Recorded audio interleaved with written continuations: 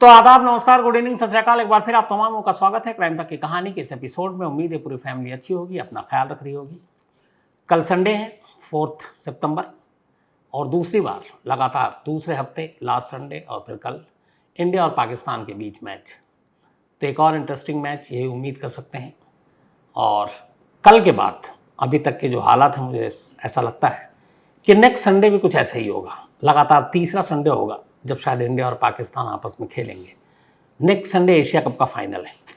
कल का मैच तो पहले से तय था कि इंडिया पाकिस्तान में ही होगा, लेकिन अगले संडे इंडिया पाकिस्तान के बीच मैच खेला जाएगा, अभी गारंटी नहीं है। लेकिन हालात देखें तो मुमकिन है। कैसे? अब टॉप 4 टीमें जो है एशिया कप के इस क्वालिफाइंग राउंड में पहुंच चुकी हैं। एक इंडिया, एक पाकिस्तान, एक अफगानिस्तान और एक श्रीलंका। अब यहाँ से जो 4 टीमें हैं, एक एक मैच सभी खेलेंगे आपस में। यानी इंडिया पाकिस्तान से भी खेलेगी जो कल खेलेगी। इसके अलावा इंडिया को एक मैच अब अफगानिस्तान से खेलना है और एक मैच श्रीलंका से खेलना है। तो 3 मैच इंडिया को खेलने हैं अगले 5 दिनों में। 3 में से इंडिया अगर 2 जीत गई तो सीधे फाइनल में, तो इंडिया के चांसेस फाइनल में पहुंच गए। उधर से पाकिस्तान को भी अब खेलना है, एक इंडिया से, एक अफगानिस्तान से और एक श्रीलंका से। तो अगर चारों टीमों को देखें तो टॉप 2 जो बेस्ट टीम है, ईमानदारी से अगर कहा जाए तो वो इंडिया और पाकिस्तान है। अफगानिस्तान बहुत अच्छे फॉर्म में है और उलट फेर करने के में माहिर भी है और वो कर भी सकती है। श्रीलंका की टीम इस वक्त उतनी बेहतर टीम नज़र नहीं आ रही है, लेकिन T20 है, कुछ भी हो सकता है। जैसे जिम्बाब्वे ने ऑस्ट्रेलिया को हरा दिया वनडे में। तो लेकिन कुल मिलाकर अगर एक ईमानदारी से देखा जाए तो उम्मीद यही है कि 11 सितंबर यानी कि नेक्स्ट संडे इंडिया और पाकिस्तान के बीच ही शायद एशिया कप का फाइनल हो। तो लगातार ये 3 संडे इंडिया पाकिस्तान के नाम हो जाएगा और कल के मैच का फिर सभी को इंतज़ार है। कल का मैच इंडिया जीतती है तो और थोड़ा एक दबाव बनेगा पाकिस्तान पर। तो उम्मीद यही है कि कल मैच अच्छा हो, कांटे का मुकाबला हो, ताकि एक तरफा मैच देखकर मज़ा भी नहीं आता है। और दुआ यही है कि इंडिया जीते और फिर फाइनल में पहुँचे और फिर फाइनल भी जीते, वो भी पाकिस्तान को के साथ जो मुकाबला है उसमें। तो सभी क्रिकेट प्रेमियों की नज़र फ़िलहाल कल और इसके बाद नेक्स्ट संडे पे होगी। अब आते हैं आज की कहानी के ऊपर। बहुत सारे देश की जो अलग अलग एजेंसियां होती हैं, ख़ासतौर पर खुफिया एजेंसियां, इनमें कई चीज़ें होती हैं और लगभग कॉमन है हर कंट्री के लिए। एक, इनका कोई बजट नहीं होता। जैसे अपने यहाँ है, अगर IB है, रॉ है, तो अब CAG है जो ऑडिट करती है हर एक डिपार्टमेंट का, हर मंत्रालय का, हर जगह का, कि कितना खर्च हुआ, कितनी आमदनी है, कितना बजट एलोकेट किया गया है। लेकिन जो सीक्रेट सर्विसेज होती हैं, खुफिया एजेंसियाँ होती हैं, इनके ऑडिट CAG भी नहीं करती है, क्योंकि इनके बड़े अलग अलग खर्चे होते हैं। अब वो दिखा दिया कि हमने ये मुखबिरों पे इतने पैसे खर्च कर दिए, हमने ये इन्फॉर्मेशन निकालने के लिए इतने पैसे डाल दिए, हमने इसको वहाँ भेजा, वहाँ भेजा। तो नेशनल सिक्योरिटी के नाम पर सारा बजट जो है वो गुप्त ही रहता है, और हर देश के साथ ऐसे ही। लेकिन कई बार ऐसा होता है जब खुफिया एजेंसियों को ये दिखाने के लिए गवर्नमेंट को कि देखो हम लोग काम कर रहे हैं और हम बेहतर काम कर रहे हैं, हम राष्ट्र की सुरक्षा से जुड़ी हुई चीज़ें, जानकारी इकट्ठी कर रहे हैं, बहुत सारे हमले को नाकाम कर रहे हैं, तो ये सब दिखाना पड़ता है, करना पड़ता है। और इसी चक्कर में कई बार फर्जी वाहवाही भी लूटने के लिए वो बेकसूर लोगों को एक तरह से फंसाते हैं। आज की कहानी एक ऐसी कहानी है जिसमें ऐसी एक बड़ी एजेंसी अपनी पीठ थपथपाने के लिए, अपने सरकार से शाबाशी लेने के लिए, ये दिखाने के लिए कि हम देखो बेहतर काम कर रहे हैं, कैसे एक शख्स को आतंकवादी बनाती है, कैसे एक डील करती है, कैसे एक आतंकवादी संगठन खड़ा करती है, कैसे एक हथियार मुहैया कराती है, कैसे खुद ही हथियार खरीदती है और खुद ही बेचती है। ये सारी कहानी आज की कहानी में शामिल होगी। कहानी है हेमंत लखानी की, एक भारतीय बिजनेसमैन, गुजरात के रहने वाले, लेकिन बाद में वो ब्रिटेन पहुंच गए और ब्रिटिश नागरिक हो गए। बासमती चावल, कपड़े, साड़ी, इसका बिजनेस और ठीक ठाक बिजनेस, ब्रिटेन में अच्छी खासी सब कुछ ठीक ठाक चल रहा था। बस जो लखानी थे हेमंत, उनमें एक ऐप था, बड़बोलापन, बढ़ा चढ़ाकर अपनी तारीफ करना कि मैं तो उसको भी जानता हूँ, मैं उसको जानता हूँ, मैं उसके साथ डिनर करता हूँ, उसके साथ उठना बैठना है। ये चीज़ें कैसे किसी के लिए परेशानी बन सकती है, ये कहानी भी इससे एक सबक देती है। हेमंत लखानी, बात 2003 की है, अगस्त का महीना था और अमेरिका के एक स्टेट न्यू जर्सी, उसी के एक शहर के एक 5 स्टार होटल में एक मीटिंग चल रही थी। इस मीटिंग में हेमंत लखानी थे और साथ में था एक हाजी नाम का शख्स।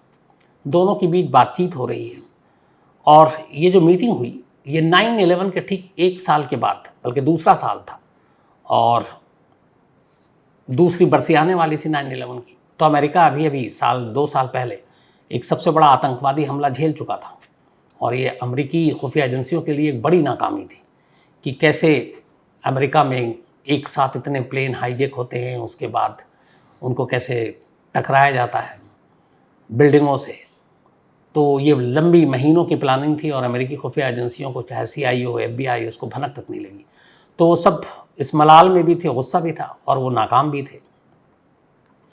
तो उसी 9/11 के दूसरे साल की बरसी होनी थी और उससे पहले अगस्त के महीने में न्यू जर्सी के एक होटल में एक मीटिंग चल रही है जिसमें हेमंत लखानी बैठे हुए हैं और साथ में एक हाजी नाम का शख्स है और दोनों के बीच में बातचीत चल रही है। और बातचीत ये है कि अगर ऐसे ही टेररिस्ट अटैक 9/11 जैसा एक बार और अमेरिका में हो जाए तो अमेरिका की पूरी इकोनॉमी जो है वो ख़राब हो जाएगी, वो आर्थिक तंगी से गुजरेंगे, माली हालत उनकी खस्ता हो जाएगी, इकोनॉमी बर्बाद होगी। अब ये सारी बातचीत चल रही है और ये भी है कि उसमें सारी बात ये भी होगी दोनों तरफ से कि हाँ ऐसा हो सकता है और इस बार फिर इस तरीके के हमले की प्लानिंग की जा सकती है, साजिश की जा सकती है। अब ये सारी बातचीत के दौरान में जो हाजी नाम का शख्स है वो हेमंत लखानी से कहता है कि इस अमेरिका को बर्बाद करने और इसकी इकोनॉमी को बर्बाद करने और 9/11 जैसे हमले को दोबारा करने के लिए हमें कम से कम 100-200 एंटी एयरक्राफ्ट मिसाइल चाहिए। पिछली बार तो प्लेन उड़कर वर्ल्ड ट्रेड सेंटर से जाकर टकराया था, लेकिन हर बार प्लेन को हाईजैक करके टकराना मुश्किल है क्योंकि उसके बाद से एयरपोर्ट पे भी सकती है। तो क्यों ना ऐसा करें कि ज़मीन से हवा में मार करने वाले ऐसे कुछ मिसाइल, एंटी एयरक्राफ्ट गन या मिसाइल, वो अगर हम अमेरिका में पहुंचा देते हैं तो उससे हम प्लेन को निशाना बना सकते हैं। ये सारी मीटिंग चल रही है। मीटिंग के बाद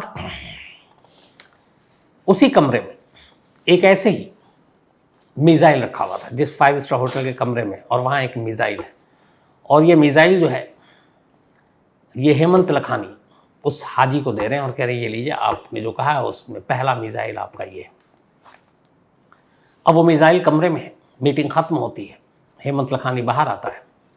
जैसे ही वो बाहर आते हैं, बाहर में 2 FBI के एजेंट पहले से खड़े हुए थे और सीधे हेमंत लखानी को गिरफ्तार कर लेती FBI की टीम। अब हेमंत लखानी एकदम हैरान कि ये क्या हुआ, कमरे में मीटिंग हो रही है, कमरे के अंदर एक लॉन्चर रखा हुआ है और बाहर निकलते ही ये गिरफ्तार और साथ में हाजी था। अब FBI वाले उनको लेकर चले गए।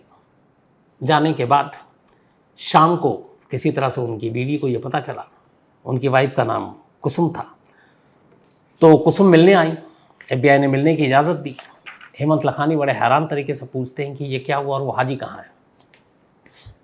अब इसके बाद कुसुम उन्हें बताती हैं कि हाजी कहाँ है और हाजी कौन है।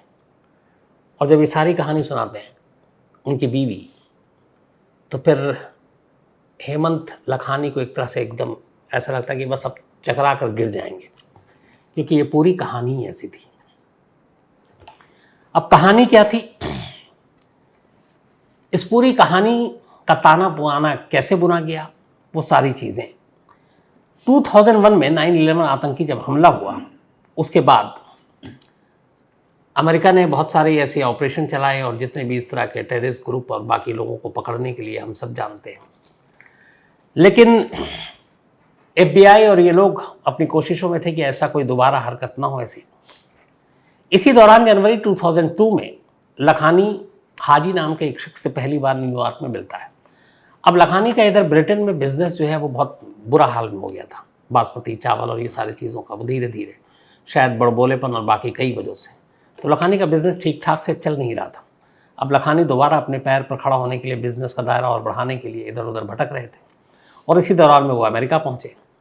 जनवरी 2002 में न्यूयॉर्क में उनकी मुलाकात एक शख्स से होती है और फिर लखानी उस हाजी से कहते हैं कि मैं एक जो रिफाइनरी शुरू करना चाहता हूँ और अपना एक रिफाइनरी, लेकिन उसके लिए चाहिए कि मुझे कुछ फाइनेंस करे, कुछ लोग मदद करें। अब जब ये अपनी ख्वाहिश बताते हैं कि इस तेल और इसका पूरा धंधा करना है, तो इधर वो कहता है कि ठीक है, एक शख्स है जो गल्फ़ में है और वो बहुत अमीर है और पैसे भी लगा सकता है, तो आप उससे मिलो, शायद वो मदद करे। इसके बाद वो हाजी नाम का शख्स एक और दूसरे शख्स का नाम बताता है और कहता है कि आप जाओ और उनसे मिलो। उसके बाद अब इसकी मुलाकात होती है। उस शख्स का नाम था रहमान। रहमान उससे कहता है ठीक है, हम तेल के बारे में आप बताइए, हम मदद करेंगे। अब बातचीत होते होते अचानक अब रहमान जो है लखानी से वो हथियार से लेके ड्रग्स और बाकी लोग चीज़ों पर भी बात करना शुरू करता है कि इसमें भी पैसे हैं, इसमें भी पैसे हैं। अब यहीं पे लखानी का खेल बिगड़ना शुरू हो जाता है। लखानी शुरू से बड़बोलेपन थे। वो कहते हैं कि आपको पता है मेरी बड़ी ऊंची पहुंच है, मैं तो ब्रिटेन के शाही परिवार से मेरी करीबी दोस्ती है जब मैं वहाँ था। इसके अलावा मैं दुनिया के बड़े बड़े ताकतवर जो नेता हैं उनके साथ भी मेरी दोस्ती है। ब्रिटेन के उस वक्त के जो प्राइम मिनिस्टर थे टोनी ब्लेयर, उनके साथ डिनर करता हूँ। हथियारों की जहाँ तक बात है, उन्होंने कहा कि मैं अंगोला में भी बहुत सारे ऐसे वेपन्स बिकवा चुका हूँ, रशिया में भी। तो वो जितनी लंबी लंबी फेंक सकते थे हेमंत लखानी, उन्होंने फेंका। तो बात तेल से शुरू हुई, लेकिन हाजी रहमान ने कहा कि ठीक है, फिर ऐसा कहते हैं कि हथियार की बात करते हैं, आप हमें हथियार दिलाओ। उसने कहा कोई मुश्किल काम नहीं, मैं दिला दूंगा। अब हेमंत लखानी ने ये सारी बातें कर दी। उसने कहा ठीक है, आप दिलाओ। उसने कहा हमें 200 मिसाइल चाहिए, एंटी एयरक्राफ्ट गन, जो ज़मीन से हवा में मार करे। हेमंत लखानी कहा हो जाएगा, आपको मिल जाएगा, अमेरिका के अंदर ये डिलीवरी होगी। उसने कहा ठीक है, बट रहमान ने एक शर्त रखी। उसने कहा कि हमें तभी यकीन होगा जब कम से कम आप एक पहले मिसाइल हमें ला कर देंगे, और वो भी 1 महीने के अंदर। लखानी कहा डन, मैं 1 महीने में आपको एक मिसाइल ला कर दे दूँगा। अब वादा तो हो गया, लेकिन वो 1 महीना धीरे धीरे 2, 4, 5, 6, 8 महीने गुजरते गए, मिसाइल आया नहीं। जब भी रहमान पूछे, लखानी कहे कि बस आने वाला, बस आने वाला। अब इस दौरान में लखानी लगातार रशिया में अपने कुछ दोस्त, यूक्रेन में जहाँ पे वो बनता है उनसे, इन लोगों से एक मिसाइल की बात कर रहा है। उस वक्त अमेरिका और रशिया के रिश्ते अच्छे थे। तो जब ये बात पता चली तो ये हुआ कि रशिया ने बता दिया कि कोई एक है जो आपके यहाँ मिसाइल लेकर आना चाहता और ख़रीद रहा है। रशिया ने ये मुखबिरी कर दी उधर। अब इधर ये सारी चीज़ें चल रही हैं, लेकिन मिसाइल मिल नहीं रहा है। लखानी परेशान, रहमान उधर लगातार जोर दे रहा है कि तुम लाओ लाओ लाओ। अब सवाल ये था कि ये रहमान कौन था जो तेल का बिजनेस करने की बात शुरू की रिफाइनरी की, और लखानी से हथियार की बात पे आ गया। कोई टेररिस्ट था, आतंकवादी था। तो उसने बताया लास्ट में लखानी को कि मैं सोमालिया के टेररिस्ट ग्रुप के लिए भी काम करता हूँ, और वो अमेरिका में कुछ अपने ऑर्गेनाइजेशन को मजबूत करना चाहते हैं और उसके लिए हथियार की ज़रूरत है, तो मैं सोमालिया टेरर ग्रुप से जुड़ा हुआ हूँ। लखानी ने कहा ठीक है। अब वो एक मिसाइल देना है, मिसाइल मिल नहीं रहा है। और इसके बाद फिर अचानक वही अगस्त के महीने में न्यू जर्सी स्टेट के एक शहर के एक कमरे में उसी रहमान के साथ 2003 में लखानी की मीटिंग होती है। और ये मीटिंग इसलिए थी कि पहला मिसाइल आखिरकार आ गया था लगभग साल भर के बाद। और उस साल भर के बाद वो जो पहली मिसाइल आई, एंटी एयरक्राफ्ट गन, वो उस होटल के कमरे में बाकायदा लखानी जो है वो हाजी रहमान को सुपुर्द करता है, और वहीं वो मीटिंग हो रही थी। और वो मिसाइल देने के बाद कमरे से बाहर निकलता, और बाहर निकलते ही FBI की टीम उसे पकड़ लेती है। अब सवाल ये था कि 1 साल तक मिसाइल नहीं मिला, कुछ नहीं हुआ। मिसाइल मिलते ही उसी होटल में FBI की टीम पहुंच गई, 2 लोग पहुंच गए, उन्होंने लखानी को गिरफ्तार कर लिया। ये सब कुछ हुआ कैसे? और दूसरा, उस हाजी रहमान का क्या हुआ? तो जब लखानी को FBI पकड़ कर ले गई, उस शाम जब उनकी वाइफ पहुंची कुसुम, तो उसने पूछा कि मैं तो पकड़ा गया, मुझे समझ में नहीं आ रहा क्यों पकड़ा गया, किसने मुखबिरी की, लेकिन रहमान कहाँ, वो ठीक है कि नहीं? तब उसने, जो मैंने पहले भी कहा, उसने रहमान की कहानी सुनाई, और फिर पूरी कहानी आई। कहानी ये थी कि इससे पहले 1990 में अमेरिका ड्रग्स को लेकर बड़ा परेशान था। ख़ासतौर पर पाकिस्तान और अफगानिस्तान से बहुत सारे ड्रग्स आते थे। तो उसी में बहुत सारी सीक्रेट सर्विसेज और वहाँ की CIA और बाकी एजेंसियाँ भी काम कर रही थी कि कैसे इस चेन को तोड़ा जाए कि अफगानिस्तान और पाकिस्तान से ड्रग्स अमेरिका तक ना पहुँचे। तो इस दौरान में जब इनकी टीम, कुछ एजेंट पाकिस्तान में काम कर रहे थे, तो वहाँ इनको एक शख्स मिला रहमान, जिसकी ड्रग्स की नेटवर्किंग में बड़ी सॉलिड पकड़ थी, वो एक तरह से मुखबिर था। अमेरिका को पता चला उनके सीआई एजेंट को, उन्होंने रहमान की मदद दी और कहा कि तुम ड्रग्स के मामले में हमारी मदद करो। रहमान ने मदद की। रहमान के मुखबिरी पर बहुत सारे ड्रग्स के खेप पकड़े गए, बहुत सारे उन लोगों को पकड़ा गया जो सीधे अमेरिका तक ड्रग्स की सप्लाई करते थे, तस्करी करते थे।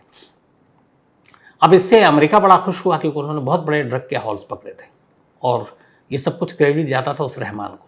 लेकिन इत्तेफाक से हुआ ये कि अमेरिका और अमेरिकी खुफिया एजेंसियों के साथ काम करने की ये बात रहमान की पाकिस्तान में लीक हो गई। अब जितने ड्रग्स माफिया थे या फिर अलग अलग गुट थे, उन सब के रडार पे आ गया रहमान। अब उसकी जान को ख़तरा। उसने सीआईए एजेंट और एफबीआई से गुहार लगाई कि अब अगर आप लोग छोड़कर हमें चले गए तो हमें और हमारी फैमिली वालों को मार दिया जाएगा। तो उस वक्त वो जो अफसर था वहाँ पर, उसे भी रहम आया। उसने कहा कि अगर इसको छोड़ देंगे तो ये सब कुछ मारा जाएगा और इसने हमारे लिए बहुत काम किया है।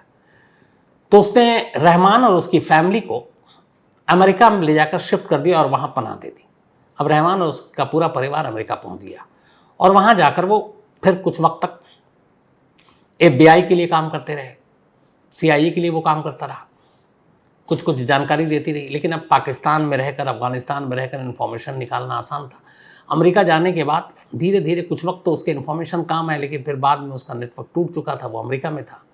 तो एक तरह का वो कमज़ोर मुखबिर हो गया। और ये एजेंसियाँ और बाकी चीज़ें बड़ी बेदर्द होती हैं, जब तक उनके काम की हैं तब तक काम के हैं, वरना बेकार। अब अमेरिका और एफबीआई को भी लगा कि अब रहमान बोझ हो गया उन पर, न कोई सूचना इससे मिल रही, न इन्फॉर्मेशन मिल रही, न कोई बड़ा ऑपरेशन ये कामयाब करवा पा रहा है। तो जो पैसे वैसे भी देने थे वो धीरे धीरे एफबीआई ने बंद कर दिया और उससे अपना नाता तोड़ लिया। अब ये अमेरिका में था, कर्ज में भी डूब गया। अब क्या करे, बड़ी परेशान हाल था।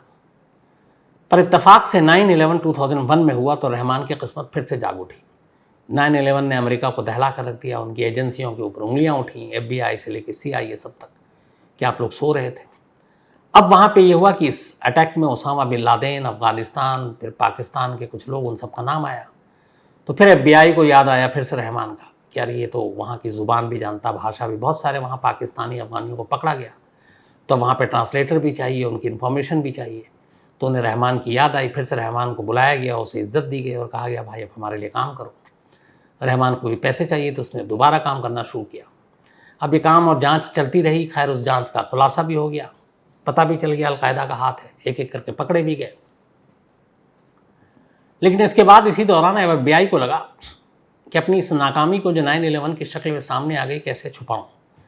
अब उन्होंने कहा कि कुछ ऐसी चीज़ करते हैं जिससे लगे कि सरकार को हमने बड़ा ऑपरेशन कामयाब किया। इसी के बाद रहमान को उन्होंने काम पे लगाया।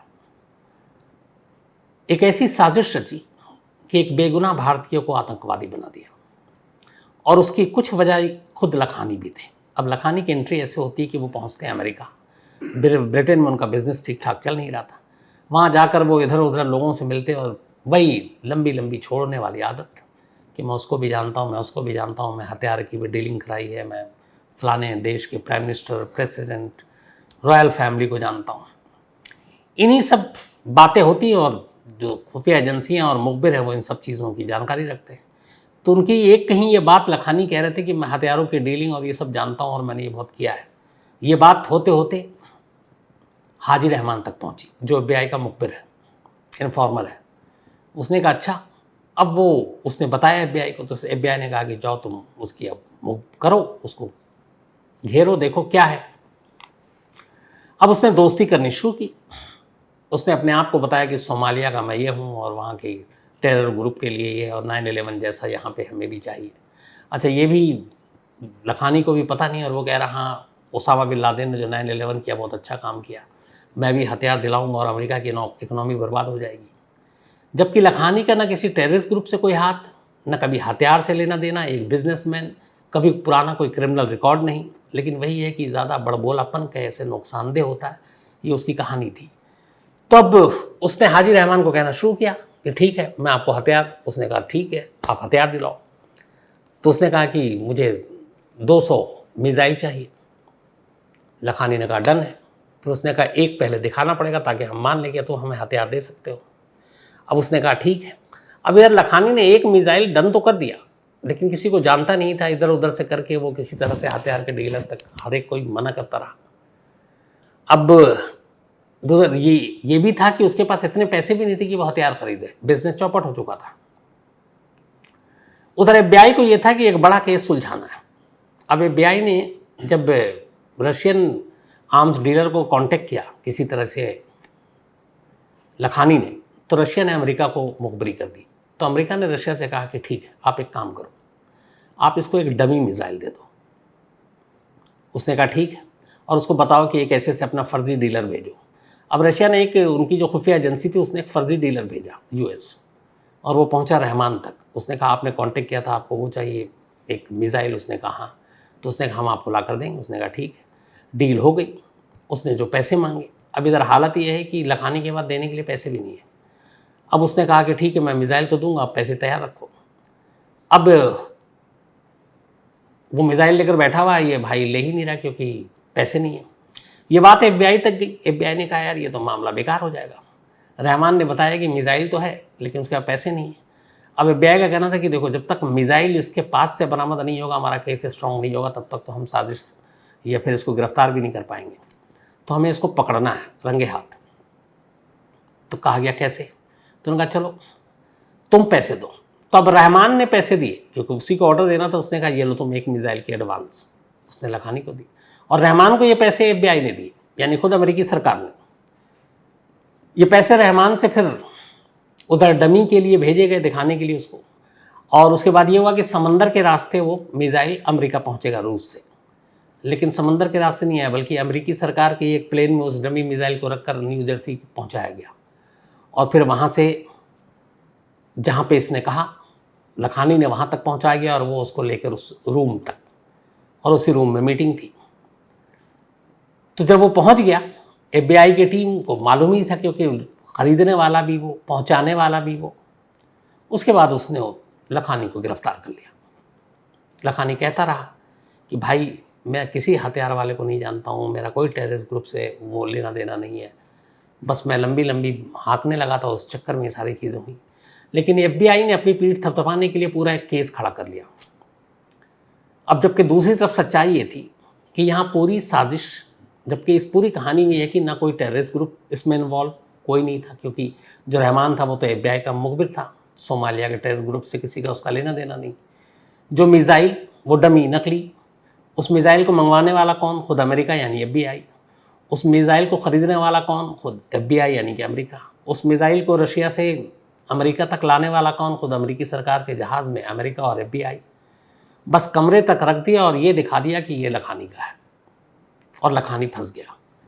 इस तरीके से FBI ने ये पूरी साजिश रची, और लखानी को मालूम ही नहीं था कि वो एक इतनी बड़ी साजिश का हिस्सा बनता जा रहा है। और आखिरकार वो अरेस्ट हो गया। रहमान चूँकि FBI का था तो उसका कुछ होना नहीं था। इसके बाद 18 अगस्त 2003 से लखानी के ऊपर मुकदमा चलना शुरू हुआ। जब ये मुकदमा चला तो जो वकील थे लखानी के, उन्होंने भरी अदालत में कहा कि ये पूरा जो केस है ना, ये फिल्मी कहानी से कम नहीं है, इसमें कोई भी ऐसा क्राइम नहीं किया हमारे उसने, हर चीज़ खुद FBI ने खरीदी, साजिश की बुनियाद भी उसी ने खड़ी की और फंसाया। तो एक प्लानिंग की, एक साजिश बनाई, एक डमी हथियार ख़रीदा, वहाँ तक पहुँचाया और हमारे मुवक्किल को फंसा रहे। लेकिन FBI ने कहा कि नहीं, ये साजिश थी, और उसने कहा था कि ओसामा बिन लादेन ने 9/11 करके अच्छा किया। अब वहाँ पे ये कहा गया कि ये रिकॉर्ड पे है कि हमारे मुवक्किल को थोड़ा बढ़ चढ़ के बोलने की आदत है, तो अपनी बड़ाई करने के चक्कर में उन्होंने ऐसा बोला। लेकिन माना नहीं कोर्ट ने। मुकदमा चलने के बाद 47 ईयर, 47 साल की सज़ा सुनाई गई लखानी को न्यू जर्सी स्टेट की एक अदालत ने अमेरिका के ख़िलाफ़ साजिश रचने और आर्म्स एक्ट हथियार के तहत 47 ईयर, क्योंकि 9/11 हो चुका था, चीज़ें बहुत सख्त हो चुकी थी। तो 47 साल की सज़ा सुनाई गई। लेकिन 47 साल में से 10 साल भी शायद पूरी सज़ा नहीं काट पाए लखानी। 2013 में जेल के अंदर ही उनकी मौत हो गई। करीब 70-72 साल की तब उम्र थी 2013 में। तो ये एक ऐसी कहानी थी जिसमें कायदे से देखें तो कहीं पे जुर्म नहीं हुआ। जो जुर्म की जड़ में हथियार, वो भी नकली, दूसरे देश से हथियार मंगाने वाली सरकार, ख़रीदने वाली भी खुद ही सरकार, उस हथियार के लिए पैसे देने वाली भी वही सरकार, रखने वाली भी वही सरकार, लेकिन एक आदमी आतंकवादी बनकर जेल पहुंच गया और फिर जेल में ही उसकी मौत हो गई। तो ये कहानी थी हेमंत लखानी की। अब आज की कहानी ख़त्म करूं उससे पहले वही अपना सिलसिला। आज कैफ अहमद का बर्थडे है, तो हैप्पी बर्थडे कैफ, और इसरार अहमद साहब ने भेजा है। इसके अलावा मोहित मिश्रा जी गोंडा से हैं, इनका भी आज जन्मदिन है, तो हैप्पी बर्थडे मोहित साहब। साथ ही आध्या वर्मा बर्थडे है आज, तो हैप्पी बर्थडे आध्या। और ये आशु वर्मा जी की बिटिया है, बल्कि इनका कल है, तो एडवांस में हैप्पी बर्थडे 4 सितंबर। अल्पना मिश्रा का भी जन्मदिन है आज, तो हैप्पी बर्थडे अल्पना जी। और विजय कुमार जी की पत्नी है ये। छगनलाल निहालिया, ये बीकानेर से है, राजस्थान, इनका भी आज जन्मदिन है, तो हैप्पी बर्थडे छगनलाल जी। साथ ही मारूफ अली खान का भी आज बर्थडे है, तो हैप्पी बर्थडे मारूफ। और ये माहिरा ने भेजा, उनकी बिटिया है ये, 2 सितंबर को इनका बर्थडे था मारूफ का। इसके अलावा राहुल द्विवेदी का भी आज जन्मदिन है, तो हैप्पी बर्थडे राहुल। और अभय सिंह ने भेजा है। साथ ही दीपाली, कल 4 सितंबर को इनका बर्थडे है, तो एडवांस में हैप्पी बर्थडे दीपाली उर्फ दीपू। नव्या पाठक, इनका भी कल बर्थडे है, कल चूँकि संडे है इसीलिए सबका आज बता रहा हूँ, कल कहानी होती नहीं, तो हैप्पी बर्थडे नव्या। और अमित पाठक जी की बिटियाँ हैं ये। साथ ही सुबीर भट्टाचार्य जी, इनका भी जन्मदिन है कल, तो एडवांस में हैप्पी बर्थडे सुबीर भट्टाचार्य जी। और ये हमारी क्राइम तक फैमिली मेंबर आदरणीय मीता भट्टाचार्य जी के पति हैं, तो उम्मीद है आप भी मीता जी अच्छी होंगी। साथ ही नरेंद्र गोयल ने कहानी की फरमाइश की है। इसके अलावा नसीब न्यूपाने ने भी की है, सौरभ कुमार हैं, सूरज सिंह ने कहानी की फरमाइश की है, रणदीप सिंह इन्होंने भी एक कहानी की फरमाइश की है। साथ ही संगीता सिंह जी ने भी की है, प्रवीण हम्बल, और इंडिया पाकिस्तान मैच के बारे में मैं ऑलरेडी बोल ही चुका हूँ। शेखर द्विवेदी ने भी एक कहानी की फरमाइश की है। इसके अलावा के आनंद ने भी एक कहानी सुनने की फरमाइश की है। जकी अहमद मोतिहारी से हैं लेकिन सऊदी अरब में इस वक्त, इनकी भी एक कहानी की फरमाइश है। आकाश सिंह थोड़े गुस्से में थे शायद, चिंता नहीं है कहते हैं मुझे, इनकी बहुत चिंता है आपकी आकाश जी, ऐसा कुछ नहीं है, जल्दी आपकी बारी आएगी, तो परेशान ना हो, अच्छे रहिए। आशुतोष विश्वकर्मा, इसके अलावा विनय कुमार जी ने कहानी की फरमाइश की है। सौरभ प्राशर, अंबुज यादव, प्रियांशा नंदवाना, थैंक यू प्रियांशा, तुम हमेशा अच्छी रहो, खुश रहो, और एकदम इमोशनल मेल लिखा तुमने, दिल को छूने वाला, तो इसलिए बस यही दुआ है कि दुनिया की सारी खुशियाँ तुम्हें मिले और तुम हमेशा अच्छी रहो। इसके अलावा सुहेल कासो, इन्होंने एक वीडियो भेजा था, सुहेल साहब वो एक बांग्लादेशी था जो आपने वीडियो भेजा है और उसको किडनैप किया गया था। इसके अलावा अजहर सैयद, इन्होंने पूछा सबका बर्थडे विश करते हैं, मेरा कब है, मैं कई बार बता चुका हूँ, 3 जनवरी को मेरा जन्मदिन या मेरा बर्थडे होता है। तो आज कहानी में इतना ही, अब मिलते हैं कल इंडिया पाकिस्तान के मैच के बाद, परसों मंडे को किसी नई कहानी के साथ, तब तक अपना ख्याल रखिएगा। Thank you very much.